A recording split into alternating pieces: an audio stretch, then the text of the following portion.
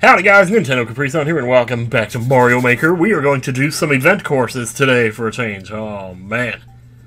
A lot of people asked, and so, or I guess in the words of Peter Boyle in the Dream Team, you have called and I have answered. And oh my god, look at those tatas. Dear jeez. A lot of people played this course. Gee, yeah, I guess so. I guess these are pretty popular then. Well, there you go. Okay, so I have a little confession to make. In my haste, well, in my lack of knowledge regarding Windows Recorder 10, or should I say Windows 10 voice recorder, I made a little boo-boo. And in my original recording of this, I minimized, because what happens is, when you minimize the voice recorder in Windows 10, it pauses the recording. And how do you like that death right there? It's a pretty good one, huh? Yeah, so, so I didn't realize the voice recording was paused, and I ended up recording like about a half hour's worth of episode before I realized it. So I guess the good news is that at some point down the road, you're going to get to hear me react to the fact that I wasn't recording. It wasn't a very good reaction, though, but anyway. But just full transparency here, this and the following episode are post-commentary. And I'm also able to tell you now, based on how much I did record in this session, that the following 5 videos, including this one, will be event courses. So 83, 84, 85, 86, 87. All event courses for your, well, not for your pleasure. You might be waiting for me to get around to your course, and at this rate I'm never going to if I keep playing these, but there's another one. Another death. I guess if there's any advantage to be gleaned from post-commentary, it's that I get to react to my own deaths and make fun of myself alongside you guys. So then it's more like I'm laughing with you and not... Or more like you're laughing with me and not at me. Although to be perfectly honest, I don't see... the difference doesn't really affect me that much. The same difference. I don't know what that was supposed to be that I just fell through, but it looked cool. There's a lot of bullet jumping going on in this level too, I remember. And then I saw this and I was like, oh, there's so many different ways to go, what do I do? I don't think going down and to the right was really an option, but whatever I did, it ended up working because, well, it always does. I thought this was kind of cool. It's like World 1-1, but with an unstable ground system. I'm like, oh, great. Gotta love this. Tried the pipe, yeah, because anything to get out of this, huh? Fortunately, I didn't have to worry too much about it. Once I got to the end, everything was okay. This is not too bad. Yeah, these were some interesting courses. In terms of actual, like... I mean, I don't know. How do you really define... Like, it's hard to categorize Mario Maker courses as far as, like... I mean, they have done it in a certain sense. There's, like, the retro classic field courses. There's the really, really, really hard ones. There's the autoplay ones. There's speedrun ones. You know, there's like race ones. There's puzzle ones. But at the end of the day, there's still so many. Like, when you look at these event courses, it's like, it's hard to really categorize them.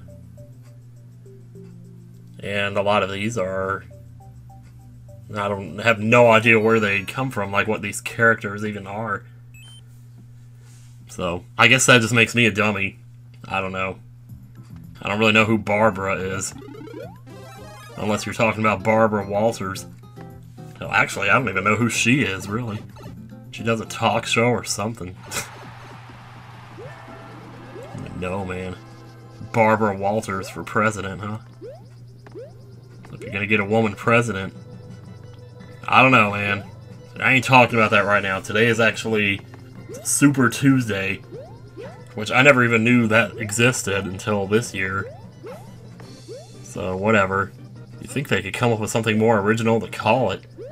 Super Tuesday. That sounds like something a restaurant would have, you know? Super Tuesday, seniors eat for 20% off, you know?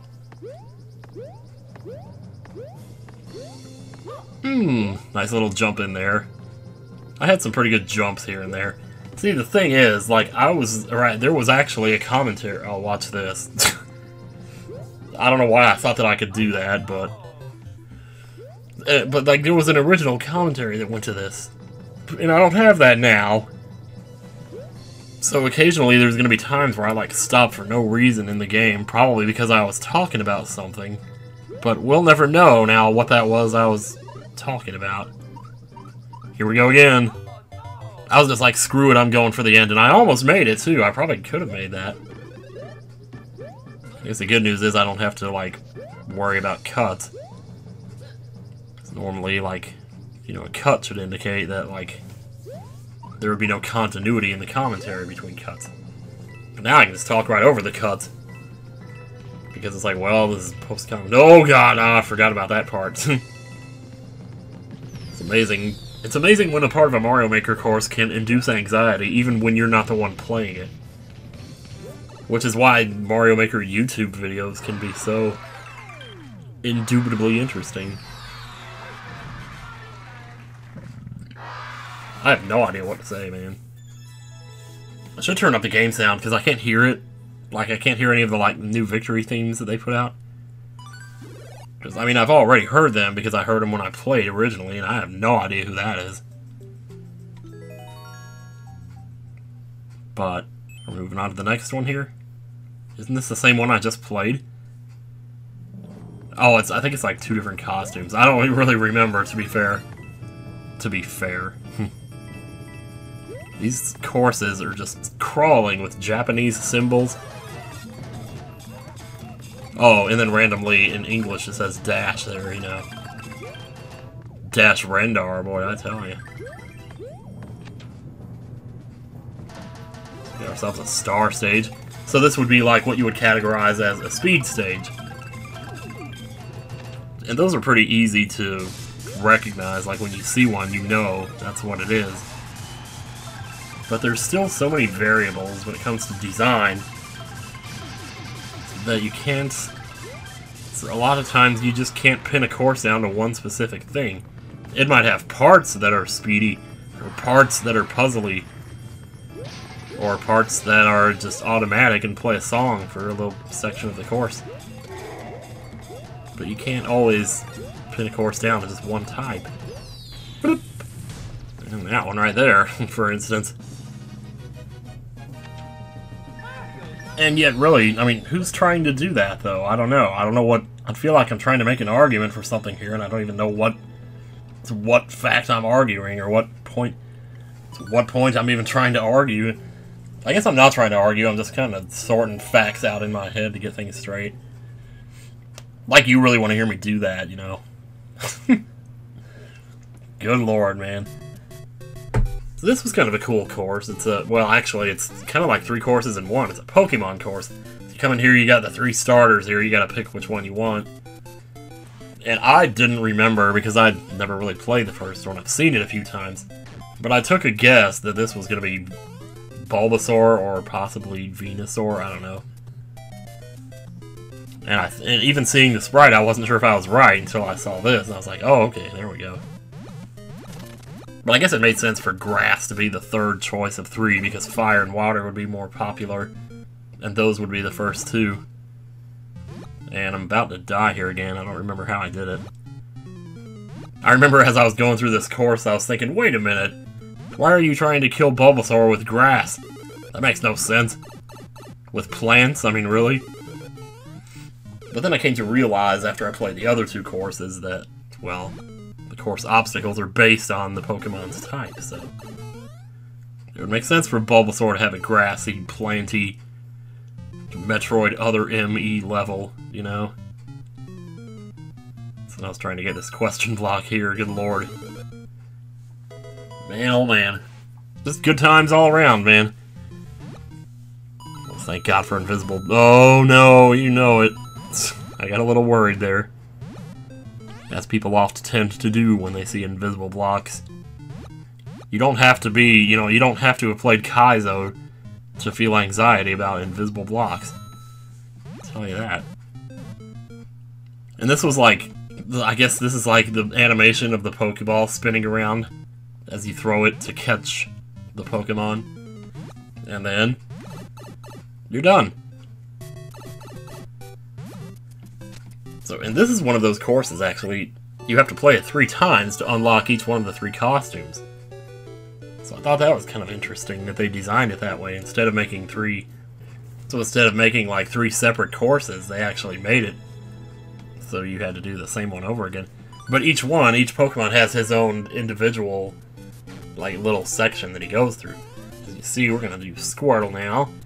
My personal favorite of the 3. Even though I have no experience with Pokemon the first generation. Maybe I should get some experience. I mean, this being the 20th anniversary and all. In fact, I wouldn't be surprised if this course was actually released on the 20th anniversary. Because I'm still, like, there's like 100 of these courses, possibly more. And I come to realize that later in the recording. I'm like, wait a minute here. Because I'm looking at the calendar and it's like 128. And I'm like, geez, I mean, there's enough courses here. They've probably been releasing one every day since the game came out, practically. Bumped your head on the pipe because you didn't know the hit detection of Squirtle's round-ass head. Man, he's got a round head, though. Of course, Charmander does, too, so, or I don't know. I can never remember what his second form. I know it's Charmander and Charizard, but what's the middle one? Charlie? You know? Charcoal. Just whatever. And then, of course, we gotta do, like I said, the fire one. These little sprite arts are kind of cute, though. You can't deny it. They're cute. I mean, you know, first people did it with Perler beads, now they do it with Mario Maker courses. There's always some new way to do sprite art. You can make blankets out of it. You can make doors out of it. You can make wall decorations. And now you can make Mario Maker courses. And holy crap! It was only a matter of time before I fell through the balls. So, and a lot of these courses I've noticed don't have checkpoints either. So there ended up being more cutting than I expected for these first few. Once it gets back to the live commentary, which I believe is the so what is this, part 83? Well, I believe it's part 85 where the live commentary starts. So, there's your Pokemon stage, y'all. Anyway, well, oh, this commentary has been total crap, and I don't... Whatever, see you guys next time on part 84. I love you. What?